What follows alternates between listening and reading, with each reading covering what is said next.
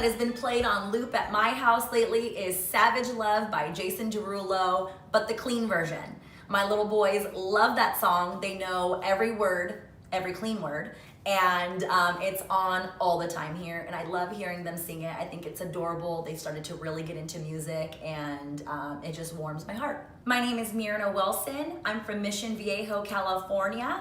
I'm a stay-at-home mom, and I have alopecia.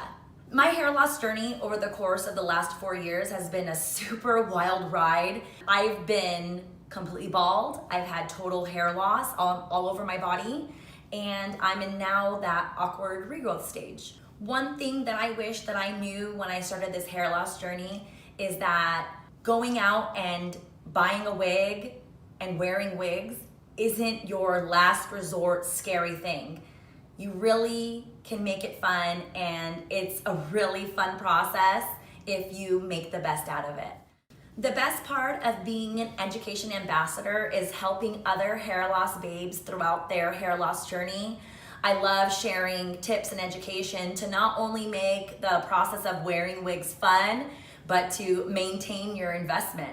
One thing that I learned about myself while being an education ambassador is that I have the confidence to wear multiple styles and colors without hesitation. And that is something that really wows me, because in the beginning of my hair loss journey, I wanted the same color, the same style every day, so no one would ever realize that I was wearing a wig. And now I could care less. I will wear short, I will wear long, I will wear blonde, I will wear brown, I will wear whatever day to day, and I don't care who knows. Some things on my bucket list I'd say are probably to go parasailing. I've always wanted to do that. I think it looks insane and incredible.